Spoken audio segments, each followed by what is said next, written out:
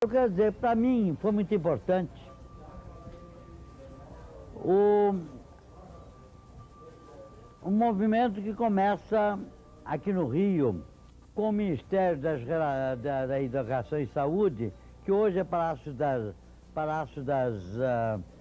Cultura.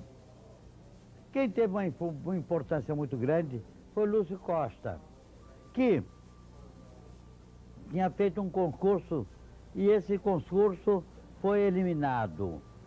E quando esteve Piacentini aqui no Brasil, vindo os projetos, ele disse, mas esse projeto que era do Lúcio Costa é o melhor projeto. E então o Capanema anulou e foi baseado no estudo do Lúcio Costa, que se chamou o Le Corbusier para cá. Aliás, foi imposição do Lúcio. Ele disse, se o Le Corbusier vier para cá, eu faço questão que ele oriente.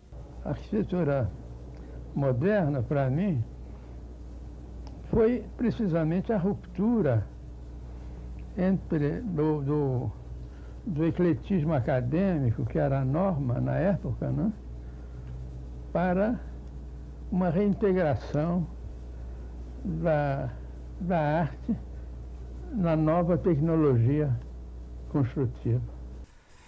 Este que acabou de falar foi Lúcio Marçal Ferreira Ribeiro de Lima Costa, o qual foi um arquiteto e urbanista brasileiro, nascido em 27 de fevereiro de 1902, na França, Toulon para ser mais específico, e veio a falecer no dia 13 de junho de 1998, no Rio de Janeiro. Autor e coautor de várias obras de extrema importância para a arquitetura nacional brasileira, como, por exemplo, Brasília, MESP, Vila Operária de João Monlevade, a Barra da Tijuca, entre muitos outros. Sua infância foi marcada por muitas viagens, pois seu pai, Joaquim Ribeiro da Costa, foi um almirante bastante atuante no governo brasileiro. Logo após seu nascimento, a família do arquiteto se mudou para o Brasil e permaneceu em terras tupiniquins até ele completar 8 anos, em 1910. Em seguida, a família retornou para a Europa e ficou no velho continente por 6 anos, transitando em diferentes países, escolas, e um fato importante que deu ao nobre arquiteto uma excelente bagagem cultural e uma formação multifacetada. Ele acabou por estudar na Royal Grammar School, em Newcastle, no Reino Unido, e no Colégio Nacional de Montreux, na Suíça. Assim, em 1917, aconteceu o retorno definitivo do arquiteto e de sua família para o Brasil, marcado pela matrícula do jovem na Escola Nacional de Belas Artes do Rio de Janeiro, onde foi influenciado pela estética e conceitos da arquitetura neoclássica. Dessa forma, em 1924, já formado, abriu seu primeiro escritório na Cidade Maravilhosa. Foi nesse período que seu primeiro projeto foi elaborado, o da Casa Rodolfo Chamberlain. No entanto, ainda na década de 1920, a proposta modernista encontrada nas obras ícones da arquitetura moderna, como Le Corbusier e Ludwig Mies van der Rohe, chamaram a sua atenção de tal forma que o arquiteto resolveu se render a ela. Nesse período aconteceu outro fato importante na biografia de Lúcio Costa, dessa vez em relação à sua vida pessoal. Isso porque foi nessa época, mais precisamente em 1928, que ele se casou com Julieta Guimarães Costa, com quem construiu uma família.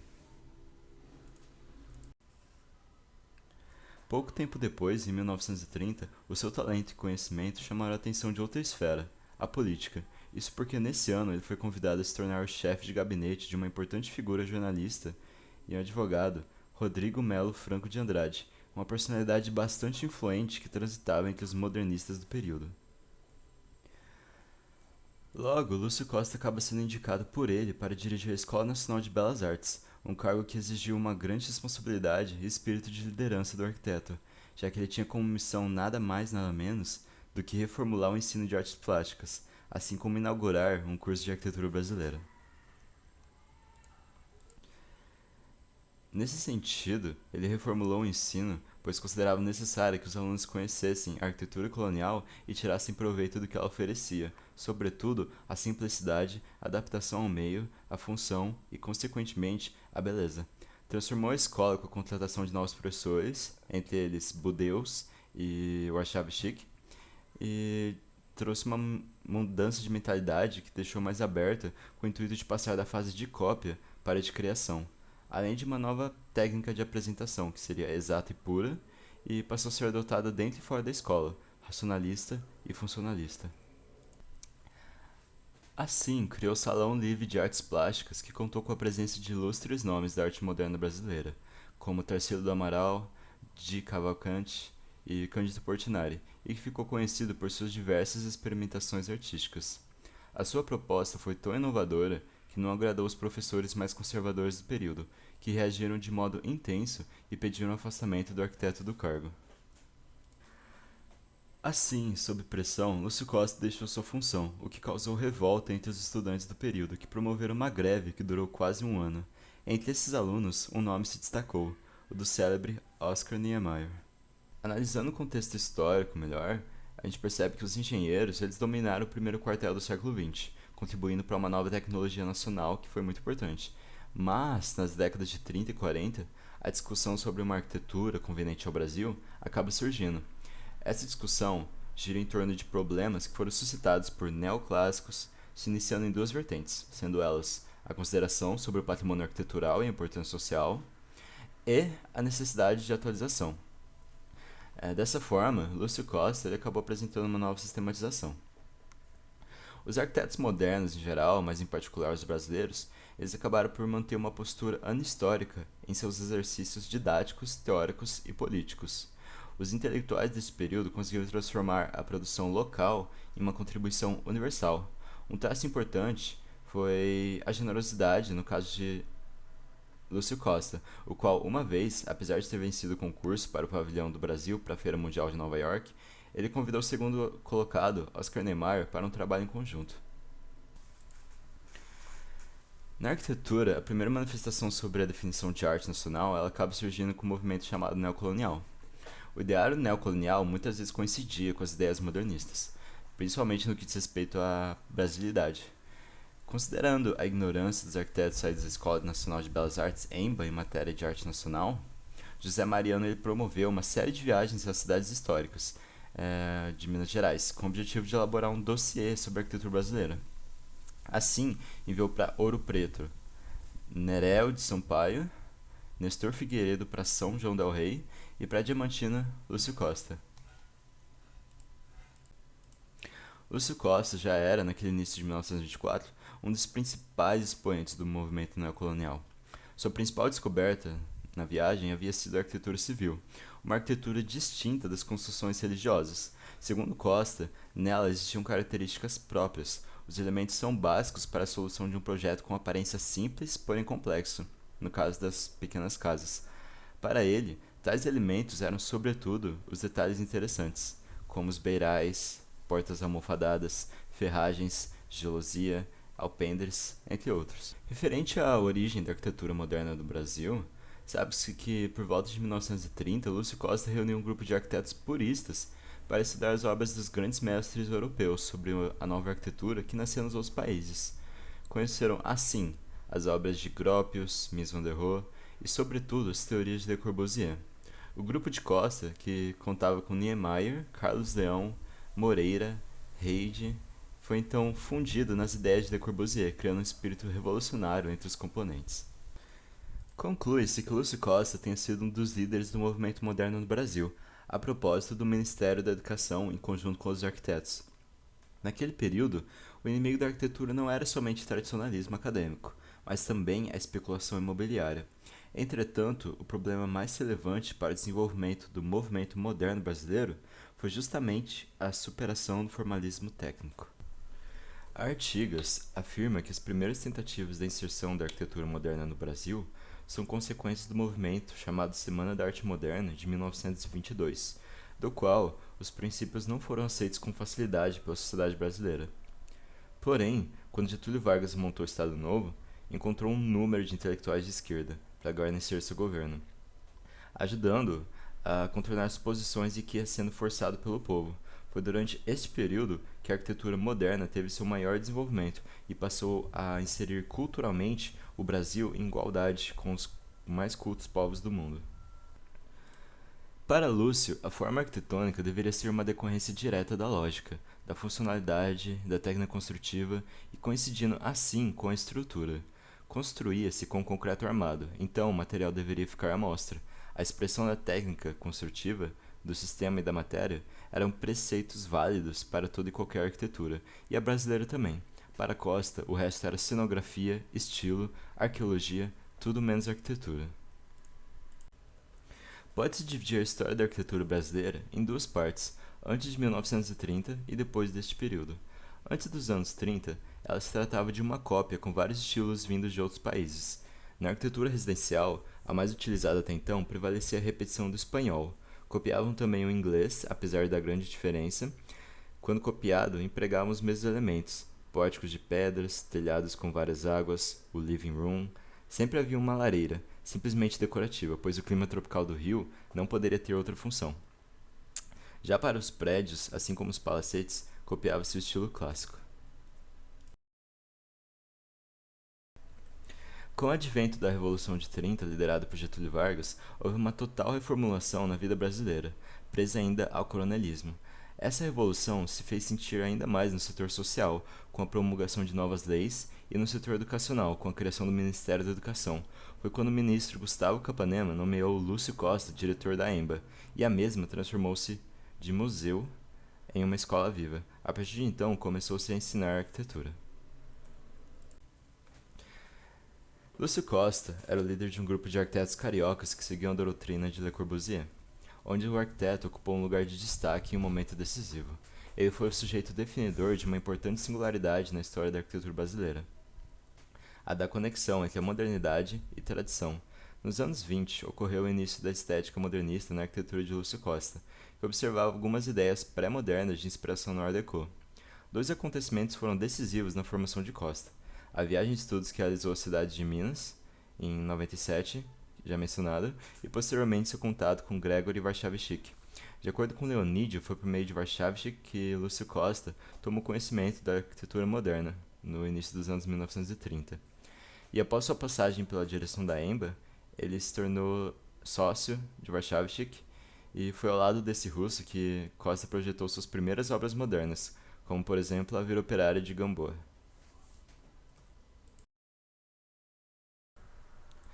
A arquitetura moderna brasileira deve ser entendida como um processo que ocorreu aos poucos, resultado do protagonismo de Lúcio Costa, através da difusão e aceitação do novo estilo, com 3 episódios marcantes: a reforma na Escola Nacional de Belas Artes, o edifício do Ministério de Educação e a construção de Brasília.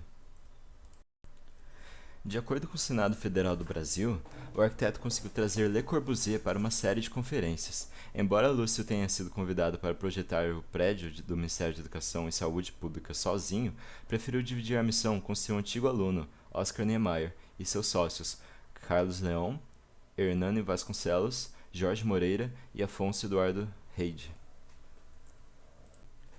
Lembrando que o mesmo foi um marco histórico e simbólico. Histórico porque nele foi aplicado pela primeira vez em escala monumental a nova tecnologia construtiva do concreto armado e a fachada totalmente envidraçada. E simbólico porque foi construído em um país tecnologicamente subdesenvolvido, com otimismo e fé no futuro, de arquitetos ainda jovens e inexperientes. E quem melhor para falar do MESP senão o próprio Lúcio Costa, né? Esse edifício, além da sua qualidade arquitetônica, do que ele representa para a nossa arquitetura contemporânea, né? Eu considero ele simbólico sobre 2 aspectos importantes. O primeiro é que ele mostra como o gênio nativo pode se antecipar em empreendimentos que brotam em outros países mais desenvolvidos. E o segundo é que esse prédio ele foi construído lentamente num período em que o mundo estava em guerra. Toda a tecnologia de ponta do mundo estava voltada para a destruição. Interessante mencionar que, para alguns autores, foi Lúcio Costa quem abriu as portas para Niemeyer. No projeto do Ministério, ele permitiu a inclusão de Oscar como seu desenhista e também no pavilhão da Feira Mundial de Nova York, que já foi mencionado. Seguindo, o arquiteto Lúcio Costa foi desenvolvendo projetos, ganhando prêmios, escrevendo livros, inspirando os profissionais modernistas. Porém, em 1954, a vida pregou uma peça, marcada pelo falecimento da sua esposa em um acidente de carro, um evento trágico. Contudo, esse sentimento não fez desistir de seus planos e projetos, tanto que pouco tempo depois, em 1957, ele venceu o concurso mais importante da sua vida, já que com ele concebeu seu projeto mais famoso, o do Plano Piloto para a Construção de Brasília. O projeto do arquiteto para a construção de Brasília representou um marco histórico, assim como o MESP. Isso porque ele ajudou a dar luz a uma nova capital e assim contribuiu para propagar uma nova imagem e de progresso do Brasil para o mundo. Nesse sentido, é importante ressaltar que Lúcio Costa foi o único arquiteto que conseguiu traduzir essa proposta de modernidade em forma de projeto. A sua proposta foi tão única e inteligente que ele convenceu quase todos os membros do júri. Foi com o plano piloto que esse mestre ficou conhecido internacionalmente e, junto com Oscar Niemeyer, encabeça a lista de arquitetos mais icônicos da história do Brasil. É interessante que nesse projeto de Lúcio Costa é bastante difundida, mesmo entre a mídia e a popularidade, a ideia que o plano piloto tenha sido o formato de um avião. Baseado no desenho e planta da cidade e nas imagens aéreas e de satélite, outras provas seriam o fato do projeto ter o nome de Plano Piloto e seus 2 bairros residenciais se chamarem Asa Norte e Asa Sul, ficando justamente onde ficariam as asas da aeronave. Quando na verdade o termo Plano Piloto surgiu bem antes do concurso, ao saber que o Brasil ia construir uma nova capital do zero, o Le Corbusier, franco-suíço, que é o nome famoso, né, da arquitetura moderna, ele ficou interessado e mandou uma carta ao Marechal José Pessoa, que chefiava a comissão da localização da nova capital federal. Na carta, ele sugere a criação por ele de um plano piloto, que era um termo modernista que tinha o sentido de planejar geral ou plano mestre para a cidade. Apesar de Le Corbusier nunca ter tido a chance, né, de projetar, já que foi Lúcio Costa, Oscar Niemeyer e o outro engenheiro, o termo acabou ficando, visto que o modernismo estava em alta entre os arquitetos brasileiros. E, ao ser colocado no edital do concurso, passou a ser o termo oficial para se referir ao projeto. Mas é sabido que Lúcio não pensava em um avião quando desenhou a cidade, mas em sim em uma cruz. O eixo rodoviário ficou curvado apenas para se adaptar ao terreno, formando o desenho conhecido e executado, e não tendo nenhuma intenção formal de um avião. E ao ser indagado sobre as comparações, ele defendeu em entrevista que a capital federal estava mais para uma borboleta, rejeitando a comparação. Para ilustrar melhor nosso arquiteto, nada melhor que analisar sua trajetória através de seus projetos mais icônicos e importantes. Primeiramente, temos o Castelo Itaipava, em 1920, obra renascentista de quando Lúcio Costa ainda estava atrelado ao neocolonial, onde 20 famílias trouxeram os materiais totalmente europeus, como os blocos de pedra de Portugal, telhado de ardósia da França e o mármore de Carrara, entre outros. Depois temos o MESP, 1936, já foi mencionado, onde ele se encontrava em sua época modernista, visualizado pelo uso de pilotis, terraço de jardim, fachada livre, janelas em fita e a planta livre, que são 5 pontos da nova arquitetura de Le Corbusier, inspirador e consultor para essa obra, mostrando uma nova fase de Lúcio. Já no ano seguinte, em 1937, é quando se criou o Serviço do Patrimônio Histórico e Artístico Nacional, o SFAM, com Lúcio Costa como diretor, onde o mesmo propôs um museu que reunia os achados das ruínas imponentes do sítio da igreja de São Miguel Arcanjo, pertencente aos 7 povos das Missões. Em 1939, cresceu o Pavilhão Brasileiro da Feira Internacional de Nova York, uma obra interessantíssima, pois, como se trata de uma peça, Lúcio prezava trazer a brasilidade junto com o moderno para competir com os pavilhões de outras nações, o qual conseguiu, fazendo várias referências ao mundo da fauna e da flora e da música brasileira que possuímos, entre outros. No mesmo ano, cria-se a residência Hungria Machado, o consulado da Rússia, no Rio de Janeiro, em 1939, a qual se destaca a integração de elementos tradicionais com uma arquitetura que jamais se nega ao contemporâneo, indicando a junção que ele sempre almejou da modernidade e a tradição, sem sacrificar completamente o presente em nome do passado. E esse caso é um bom exemplo, visto que a organização da planta mostra a preocupação que ele tinha com a continuidade do exterior e o interior. Em seguida, ele cria a Casa de Verão do Barão Saavedra, ainda em 39, e depois ele vem a criar o Parque Hotel São Clemente em Nova Friburgo, em 1944, ambas onde ele buscava ainda a síntese do contemporâneo com o colonial.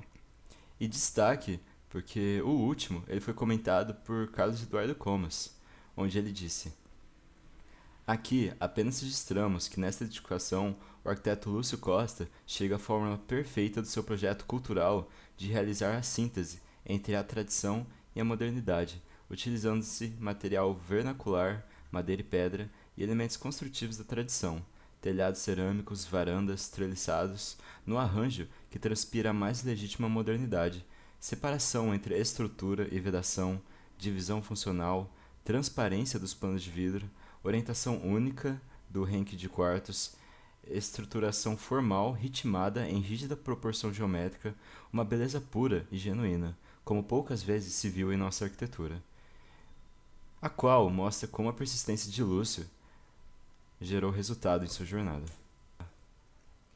E para finalizar, sem se esquecer de destacar o Parque Guinle, o projeto da Casa Brasil em conjunto com Le Corbusier, a sede do Jockey Club do Brasil, a Barra da Tijuca e a Torre de TV de Brasília, com certeza, Lúcio Costa foi um arquiteto de visão que enxergou na arquitetura moderna um avanço que não poderia ser deixado de lado no Brasil e lutou por isso com sua persistência, abandonando um início de carreira que predominava o estilo neoclássico. Talvez essa maneira de ser dele se traduza perfeitamente nessa frase, que também é de sua autoria. O conceito de beleza, em arte principalmente, ele não é absoluto, mas relativo. Ele varia não só de uma época para outra época, como de um povo para outro povo. E mesmo que numa época ou num determinado povo, ele ainda vai variar de um artista para outro artista. E para vocês, arquitetos, o que é moderno hoje? Bom, moderno é uma palavra que não me agrada, né? Arquiteto já, para mim, seria o suficiente. Todo arquiteto, se é arquiteto, é atual, contemporâneo, é moderno. Se não é arqueólogo ou qualquer outra coisa. Ou então é prospectivo, né? Fica especulando coisas fantásticas. Assim. O arquiteto é o homem destinado a preparar o ambiente exatamente para uma sociedade que tenha a ambientação que merece, né?